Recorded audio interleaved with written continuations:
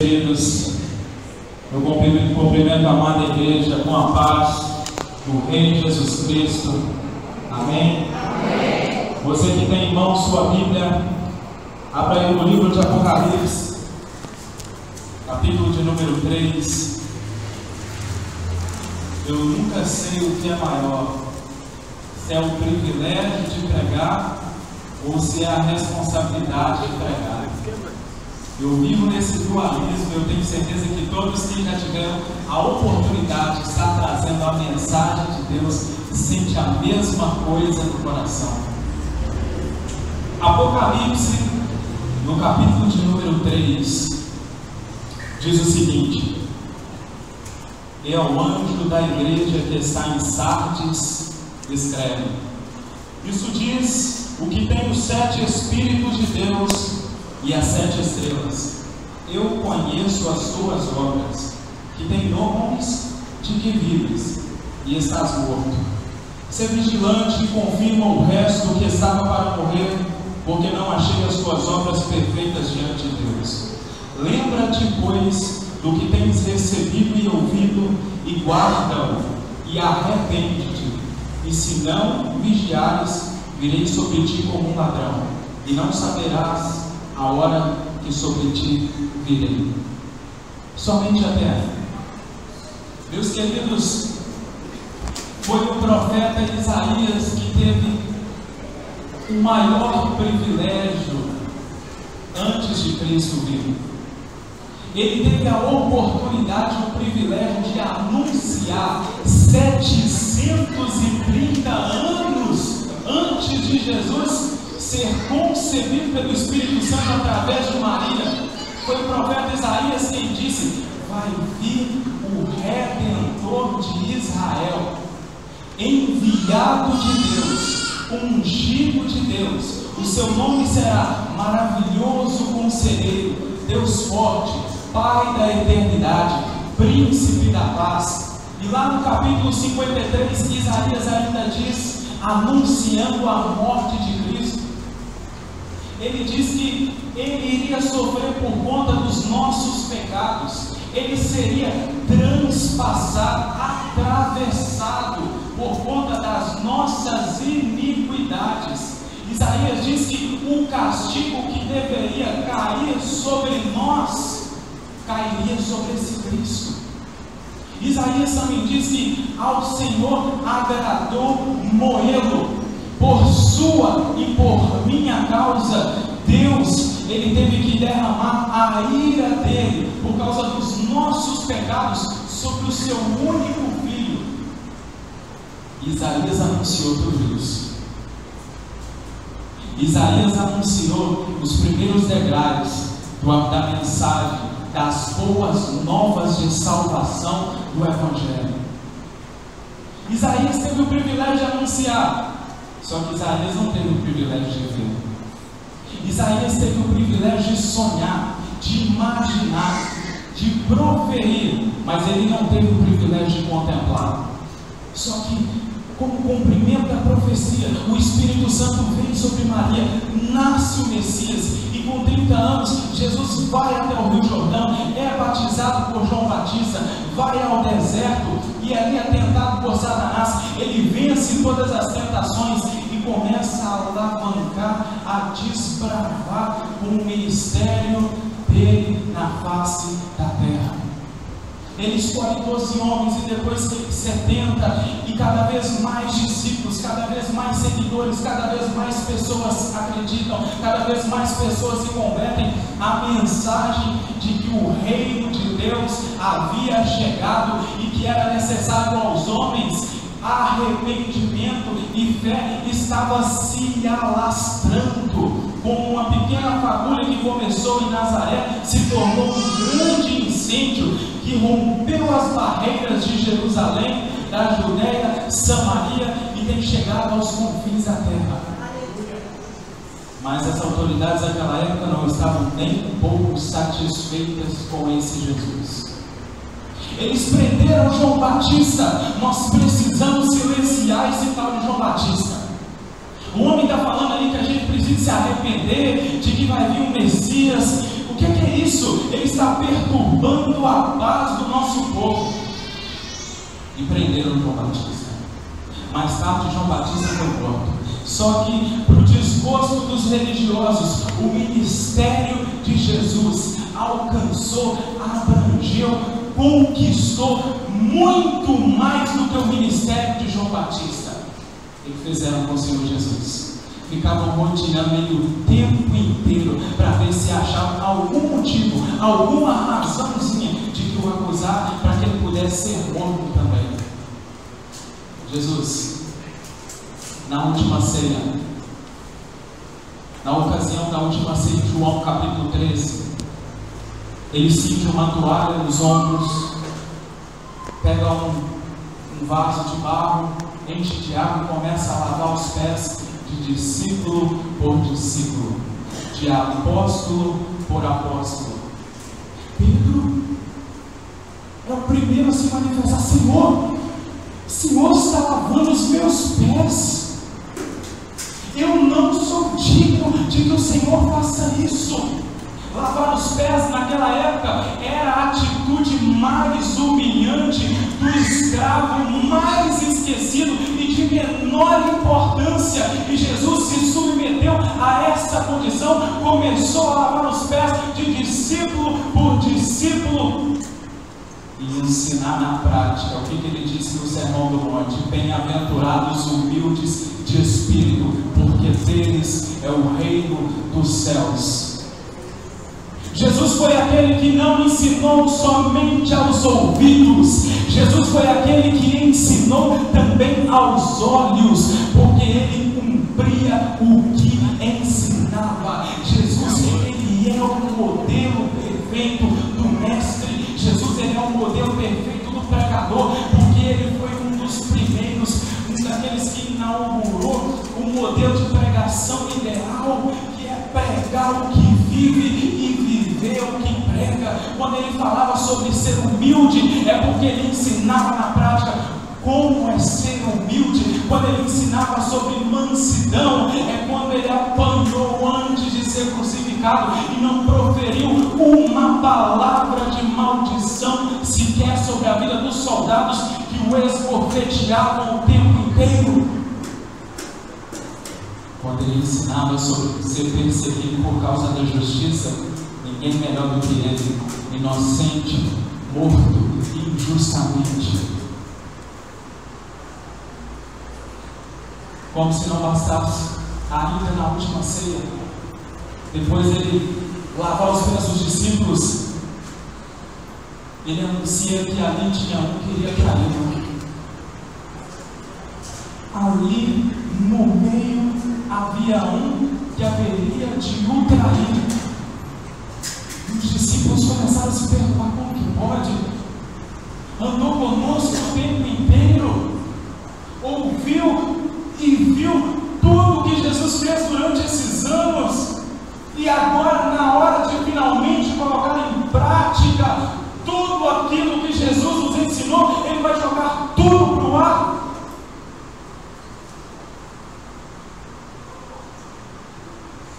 É isso que é a tentação.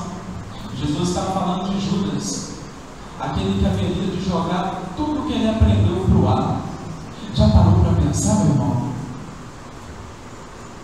Que quando nós somos tentados, nós estamos arriscando tudo. Quando você está sendo tentado a trair sua esposa, quando você está sendo tentado a fazer alguma falcatrua para lucrar mais nos negócios, você está jogando para o ar tudo que você aprendeu, tudo que você ouviu, tudo que Jesus fez. Foi isso que Judas fez.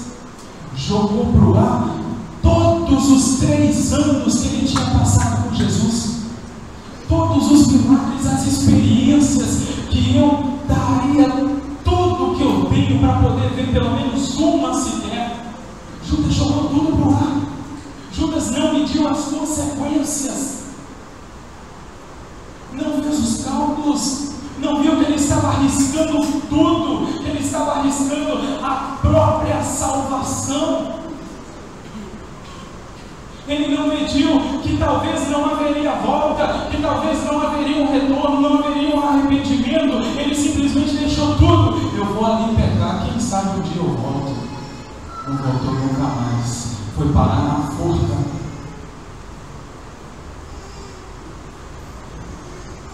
É isso que acontece nas tentações. Tem que falar um negócio aqui. Por falar em tentação, hoje em dia tudo é o pobre do diabo. Hoje em dia não é a pessoa mais que peca, não é ela que escolhe desagradar a Deus. Eu pequei porque o diabo me forçou, Senhor. Senhor, eu só cometi aquilo, eu só fiz aquilo por causa do diabo. Ela tenta, as pessoas tentam de alguma forma retirar a culpa, retirar e tentar se justificar diante de Deus, achando que Deus é bom. Só que eu tenho uma notícia para você. Diante de Deus, nós estamos completamente nus. Sabe o que isso significa?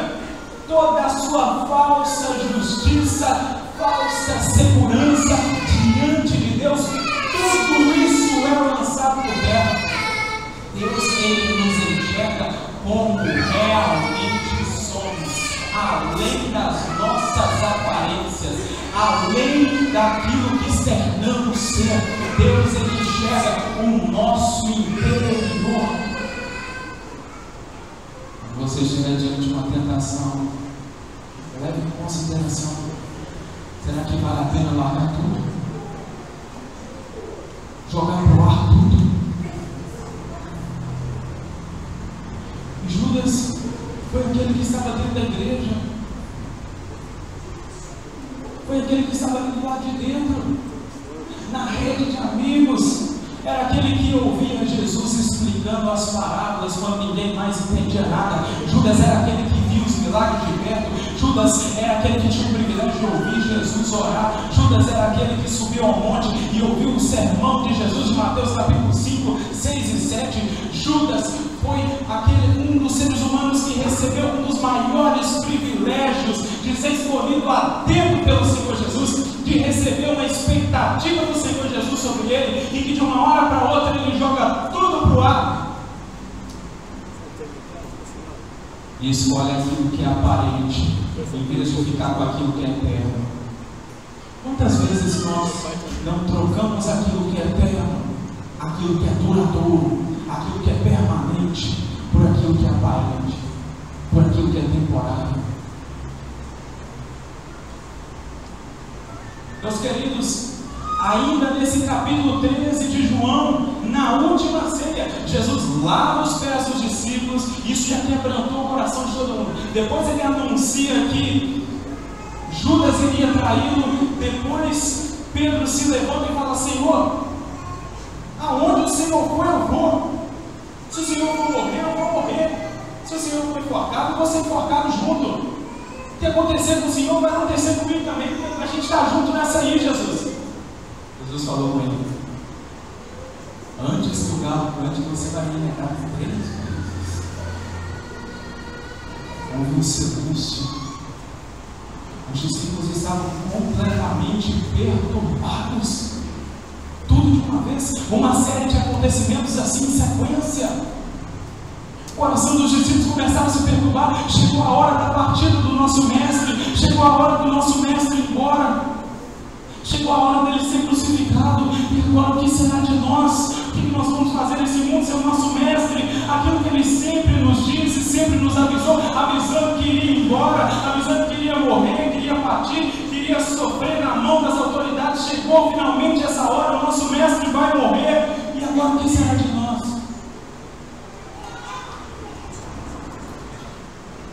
Jesus começa no capítulo 14 de João nessas seguintes palavras: não se turbe o vosso coração, credes em Deus e também em mim. Jesus, Ele não é um pai desnaturado que deixou seus filhos aí de qualquer maneira. Eu estou de embora, vocês se virem.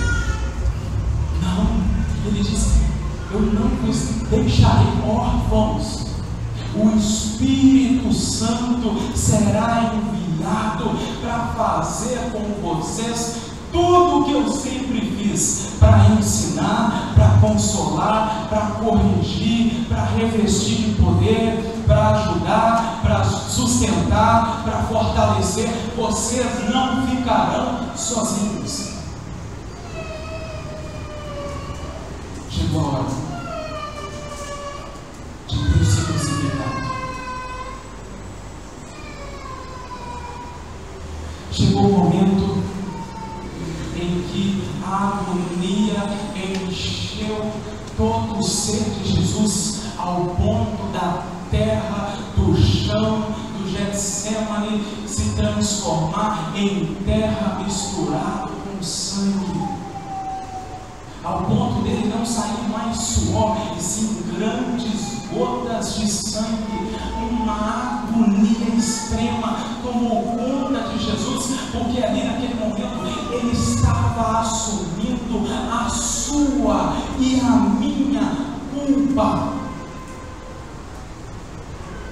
O Cordeiro de Deus que tira o pecado do mundo, tira do original grego, é airo, significa assume para si e leva embora. Quando a Bíblia fala Cordeiro de Deus que tira o pecado do mundo, está dizendo: eis o Cordeiro de Deus que assume o meu pecado e o leva para longe. Lá estava o Cordeiro de Deus naquela cruz, assumindo culpa por culpa, pecado por pecado, de todos aqueles que já haviam nascido, morrido, ainda estavam vivos, e dos que ainda haviam de nascer. Ali estava o Cordeiro de Deus se envolvendo com as minhas trevas, fechando os olhos para a morte, tomando toda a minha culpa, tomando toda a minha condenação. O Cordeiro foi crucificado na sexta, morto na sexta, martirizado na sexta, mas no domingo a tumba estava vazia. Paulo disse: se não existe ressurreição, então a nossa fé é vã. Se nós estamos aqui hoje, não é só porque Cristo veio, não é só porque Ele viveu, não é só porque Ele morreu, mas é também porque ao terceiro dia Cristo ressuscitou dentre os mortos, sem a ajuda de ninguém. Estamos aqui hoje porque Ele foi o primeiro que levantou-se dentre os mortos, sem a ajuda de ninguém. Provou de uma vez por todas, para não deixar dúvida nenhuma, que Ele é Deus, Ele é autor da vida, consumador da nossa fé. Provou de uma vez por todas que aquilo que João disse nos primeiros versículos do seu Evangelho, de que por meio dele foram feitas todas as coisas, e sem ele nada do que foi feito se fez. Provou de uma vez por todas que ele tem em suas mãos o domínio da vida, que ele é a própria vida, que não existe vida fora dele. Escrevendo aos Colossenses, Paulo diz que tudo se subsiste dentro e por causa dele. Escrevendo aos Romanos, no capítulo 11, Paulo diz: a profundidade das riquezas, tanto da sabedoria quanto do conhecimento de Deus. Quão insondáveis são os seus juízos e quão inescrutáveis são os seus caminhos. Quem conheceu a mente do Senhor? Ou quem foi o seu conselheiro? Ou quem primeiro deu a ele para que lhe seja retribuído? Porque dele, por ele e para ele são todas as coisas. Glória, pois, a ele eternamente. Amém.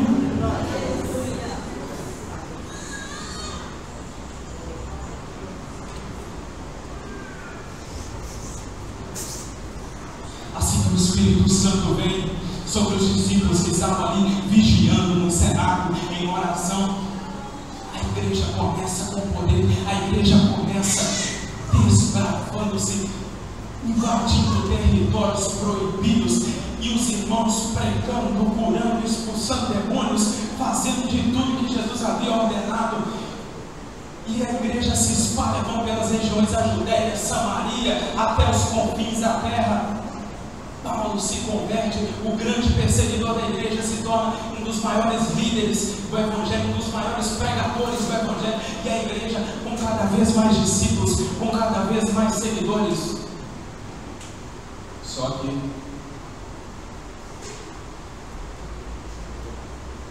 esse mundo jaz no maligno, não é o que a Bíblia diz? Os imperadores não gostavam nada dessa tal de fé em Jesus. Só o imperador César deveria ser adorado, só o imperador deveria ser cultuado. Esse negócio de Jesus ser o único Deus, de todo mundo está errado, todos os outros deuses serem ídolos, mortos, feitos por obras de mãos de homens. Mandaram matar todos os cristãos. A igreja teve que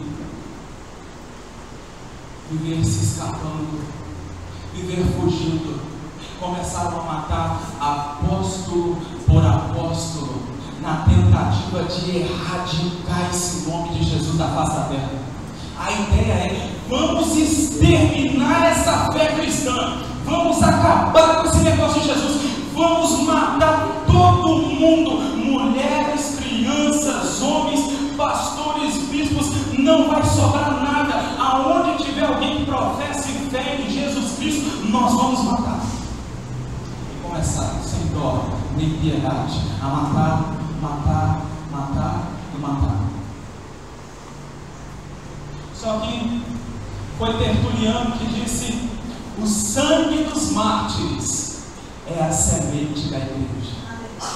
Quanto mais matavam, mais nascia. Matava 10, se convertiam 100. Matavam 1000, se convertiam 100.000. Era uma coisa impressionante de Deus, do Espírito Santo. Não estava sob o domínio do homem, porque quanto mais matavam, mais se convertiam. Quantos mais cristãos eram assassinados, mais a igreja crescia, mais o povo orava, mais o povo se unia, mais havia comunhão, mais havia amor.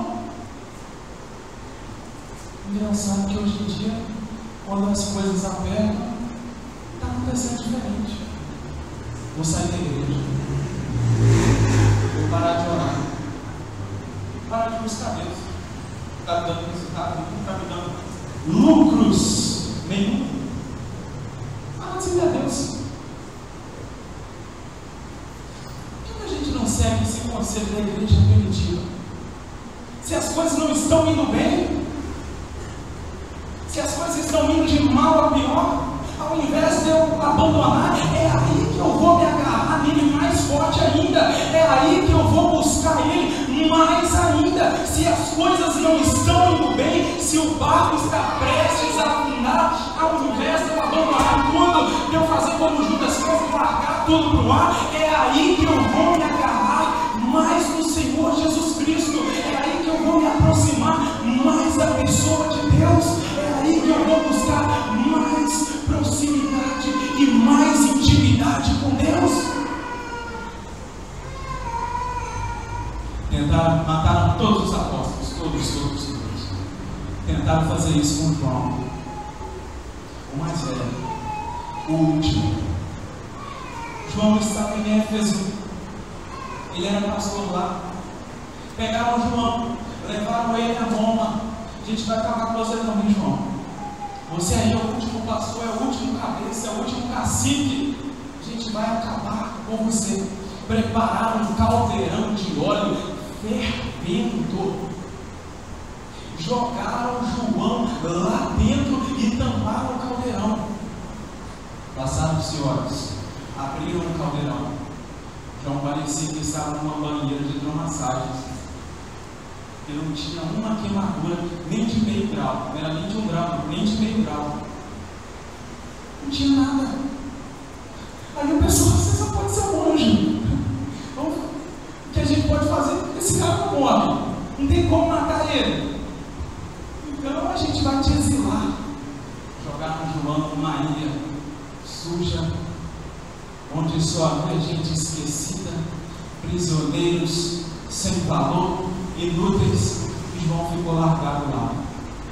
Mas foi lá, naquela ilha suja, naquela ilha pequenininha, em que João vai receber a visita de um velho amigo. Ser amigo é complicado, né? Ser amigo não é complicado, não. Ser amigo é bom demais.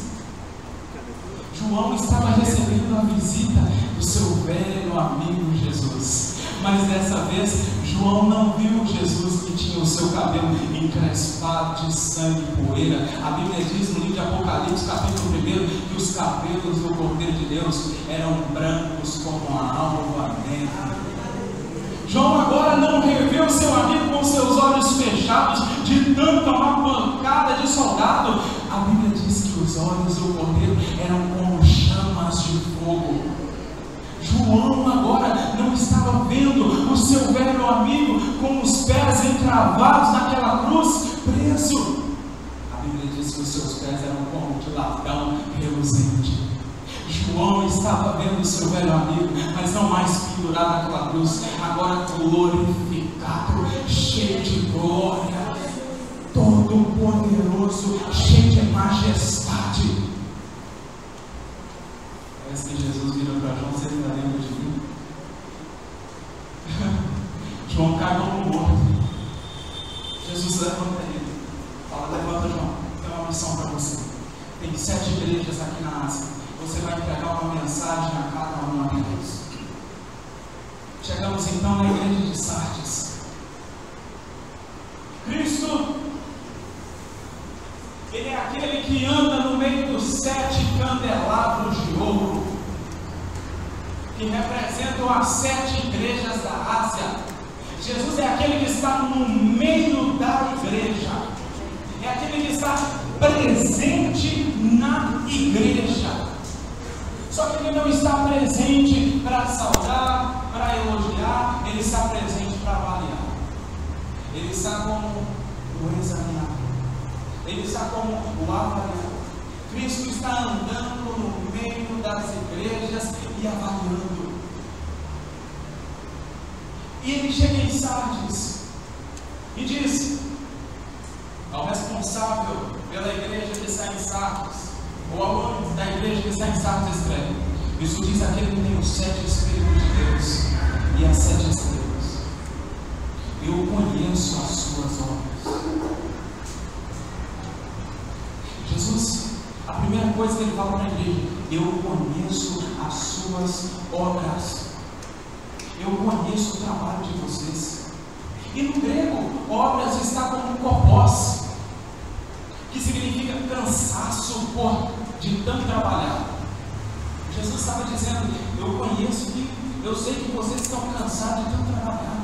Vocês são uma igreja ativa, vocês são uma igreja dinâmica, que fazem muito, vocês trabalham muito, vocês fazem de tudo, vocês estão sempre aí à frente das coisas, fazendo na atividade. Eu conheço o cansaço de vocês. Mas não termina. Ele diz também: tens nome de que vives, porém estás morto. Aquele que anda no meio da igreja e examina a igreja, ele enxerga o que ninguém mais está enxergando. Ele enxerga o que está do lado de dentro. Esse é o Deus que vê além das aparências. Sardes era uma igreja ativa, era uma igreja que trabalhava, fazia muitas coisas para Deus, estava sempre envolvida com o nome de Deus, com as atividades religiosas. Era uma igreja ativista, era uma igreja que fazia muita coisa. Mas Jesus disse: tudo isso aí é superficial. Eu sei o que está dentro do coração de vocês.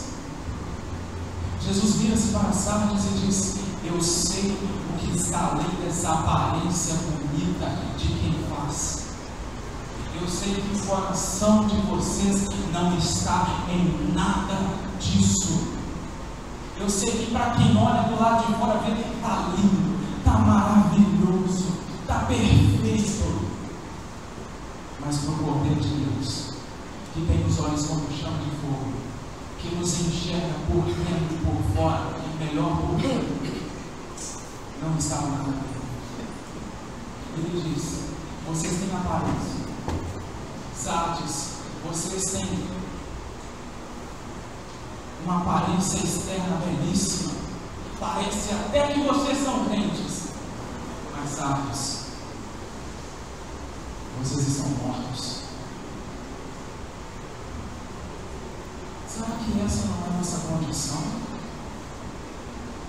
Será que talvez você não esteja tentando esconder essa morte espiritual com atividades?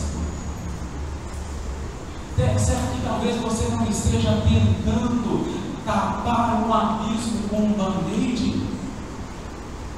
Deus, nessa noite, Ele enxerga a minha vida, Ele enxerga a sua vida. Nós vivemos em um mundo em que você tem que estar bem o tempo inteiro, você tem que sorrir o tempo inteiro, você tem que fingir que está tudo bem durante todo o tempo. Se alguém perguntar como é que você está, você se sente constrangido em dizer a verdade, dizer que você não está bem, você prefere dizer que está tudo bem. Prefere fingir que está tudo bem quando na verdade não está. Quando na verdade o que existe é morte, é vontade de não fazer mais nada, vontade de largar tudo, vontade de abandonar tudo, vontade de simplesmente desaparecer. O problema da igreja de Sardes era que eles estavam mortos, precisavam de vida. Até quando nós iremos levar adiante esse nosso cristianismo nominal, só de nome, só de fachada, em que eu venho, me encontro com Deus ao domingo e só no próximo domingo que eu tenho um novo encontro com Ele? Até quando eu vou ter que ouvir para eu me arrepender dos meus pecados, e eu vou sair da porta da igreja, eu vou sair do culto para fora e continuar com a mesma vida, me entupindo de entretenimento para ignorar a minha morte espiritual? Até quando? O que mais, meu irmão, precisa acontecer para você se converter? Jesus viria outra vez? Ser crucificado de novo? Ir para a cadeira elétrica agora? O que mais? Mais profetas serem mortos? O que mais é necessário acontecer? O que mais Deus precisa fazer para que eu e você tomemos uma gotinha de vergonha na cara e sejamos cristãos sinceros, meu irmão? Eu não estou pedindo, eu não estou desafiando aqui para uma coisa impossível. Deus, Ele não nos pede coisas impossíveis, não, Ele nos pede coisas que estão ao nosso alcance. Deus, Ele nos pede coisas que nós podemos, com a ajuda do Espírito Santo, fazer. Até quando? Sabe quem ouviu esse até quando? Foi o Faraó do Egito.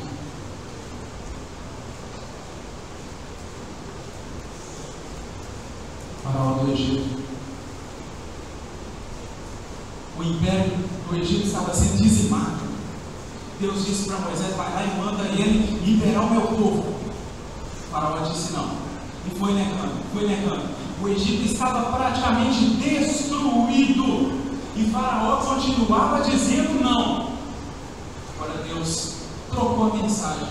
Falou assim: Moisés, vai até esse Faraó e faz uma simples pergunta para ele.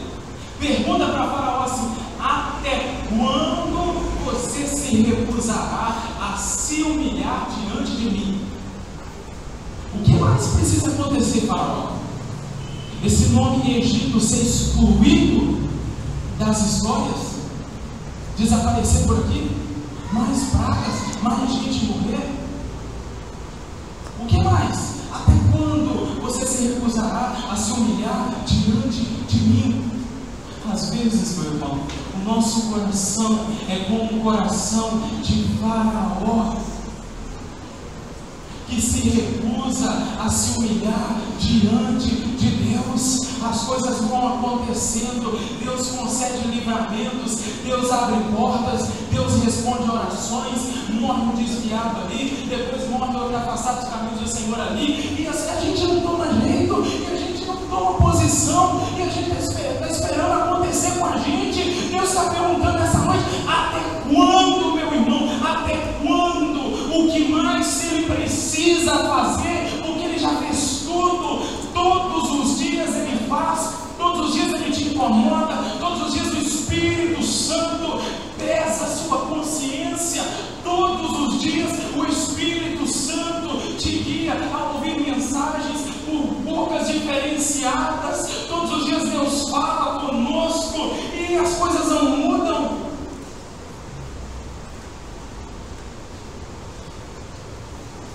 Eu estava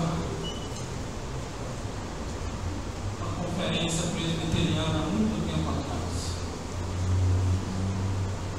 muitos anos atrás, e aí o presbítero terminou de pregar.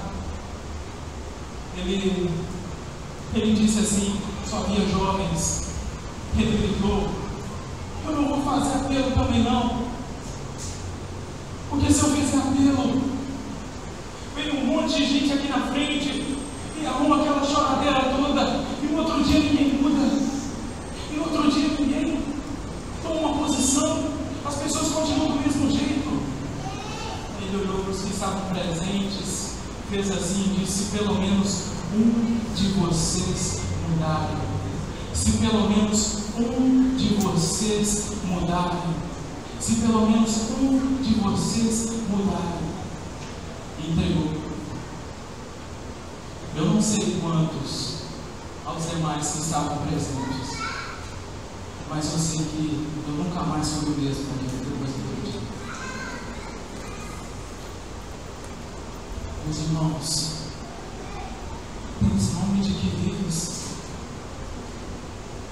Mas todo mundo olha para você e vê o quão sorridente você é, o quão alegre, o prazer que você realmente faz em fazer as coisas de Deus.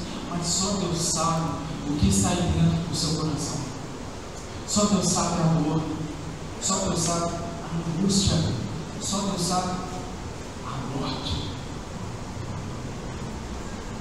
Não há mais vida de Deus impulsionando a continuar vivendo. Não há mais vida do Espírito Santo te energizando. Não há mais. Morreu, a fonte secou.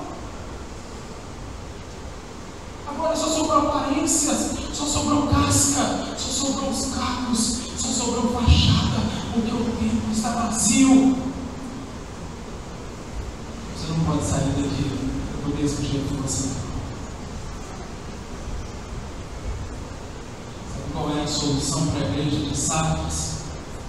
Jesus, ele disse, versículo 3: lembra-te,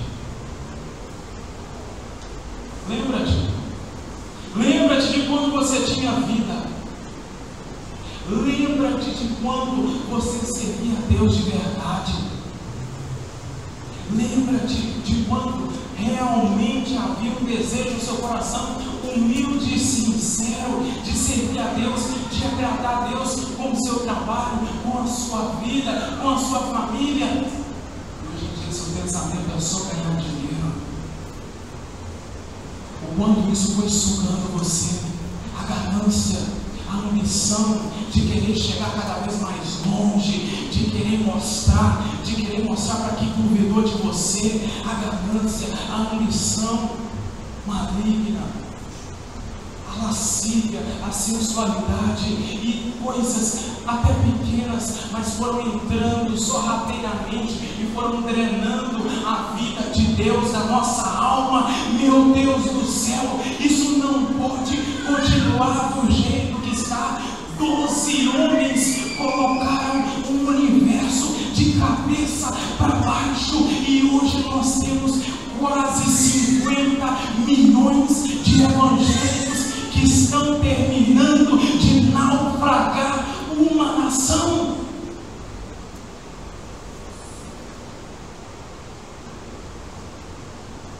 Lembra-te, pois, do que tem recebido. O que eu tenho recebido? Você tem recebido palavras do tipo: volta, retorna, busca, lembra. Olha Deus anunciando, olha Deus avisando, olha Deus alertando. Que tem recebido e ouvido, e guarda-o, e arrepende-te. A solução única para tudo é o arrependimento. Arrependa-se. Hoje é noite de arrependimento. Precisamos nos arrepender. Eu não sei do que você precisa se arrepender. Talvez você precise se arrepender do marido que você tem sido, da esposa que você tem sido, do filho, da filha que você tem sido, do líder, do discípulo. Eu não sei o que você precisa se arrepender. Talvez você precise se arrepender do tipo de servo de Deus que você pensa e você nutre essa imagem na mente das pessoas, quando na verdade não é nada disso. Precisamos nos arrepender. Precisamos nos arrepender.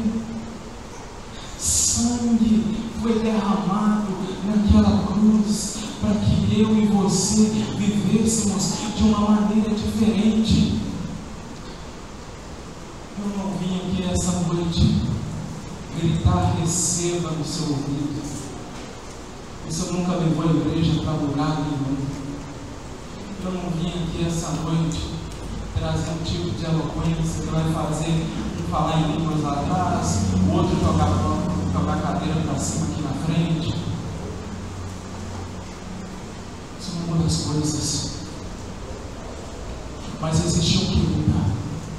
Existe uma coisa, existe uma mensagem, existe uma poderosa mensagem capaz de transformar a realidade da minha vida, capaz de transformar a realidade da vida que você tem vivido.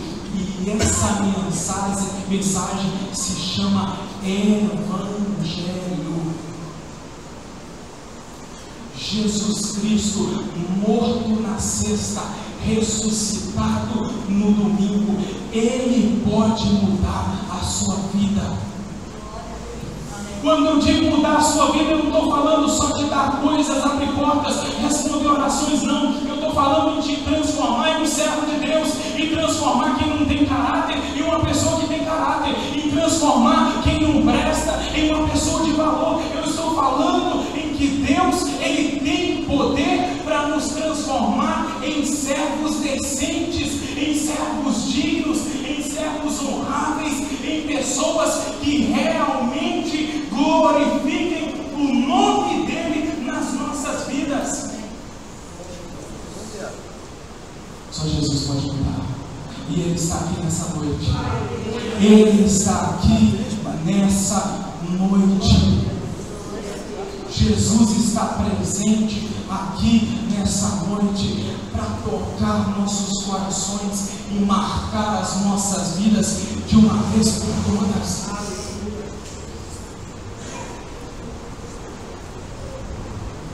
Se não vigiares, virei sobre ti como um ladrão, e não saberás a hora que sobre ti virei.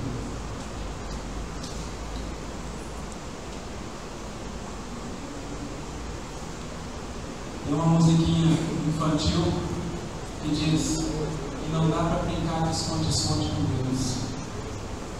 E realmente não dá. Porque Ele nos enxerga como realmente somos. Ele enxerga em nós o que realmente precisamos. Não dá para brincar de esconde-esconde com Deus. Por isso, nessa noite nós estamos aqui e assumimos diante de Deus que precisamos de vida. Quem está morto só precisa de uma coisa: de vida. Eu vejo pessoas mortas gritando bênçãos, gritando por prosperidade, mas o que elas realmente precisam é de vida. Eu vejo pessoas mortas gritando por coisas fúteis, por coisas que são desnecessárias e não deveriam ser prioridade, porque elas precisam de consertar isso. Estão mortas e precisam urgentemente que o Espírito lhes assopre vida. Precisamos de vida. Precisamos que Deus venha e assopre vida sobre nós e nos transforme para sempre e marque as nossas vidas para sempre. Eu queria convidar a igreja a se colocar de pé.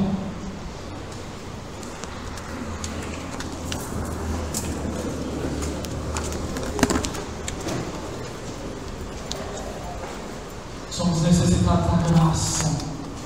Não tem aqui ninguém melhor do que ninguém. Não tem aqui ninguém mais santo do que o outro. Meu irmão, estamos aqui no mesmo degrau. Somos todos necessitados urgentemente da mesma graça, da mesma misericórdia, do mesmo perdão, do mesmo amor, da mesma renovação espiritual. Nós precisamos que Deus nos visite, a igreja, eu, você, tanto nas nossas reuniões quanto nossas vidas individuais necessitam urgentemente de uma visitação de Deus. Não podemos nos conformar, não podemos viver satisfeitos da forma com que estamos, não podemos sair por aquela porta fora e continuar as nossas vidas da mesma maneira. Temos que mudar, temos que fazer diferente, temos que consertar o que está quebrado, temos que aquecer o que está frio. E Deus te diz nessa noite: até quando tu que estás morto continuarás morto sem pedir vida? Até quando você vai ser essa pessoa? Até quando você vai ser esse filho? Até quando você vai ser esse marido? Até quando você vai ser esse servo? Até quando? Até quando? Você que quer mudar, diga: só até agora. Diga no seu coração: só até agora. Deus pergunta: até quando você vai ser isso? Responda para Ele: só até agora, Senhor. Acabou. Acaba com isso. Eu queria convidar aqui à frente as pessoas que sentiram no coração que no decorrer dessa mensagem disseram para elas mesmas: essa palavra mexeu comigo, essa palavra falou comigo. Eu preciso de oração, eu preciso de ajuda, eu preciso de vida. Eu queria convidar aqui à frente. Você que diz: essa palavra falou comigo, vem aqui, nós vamos orar.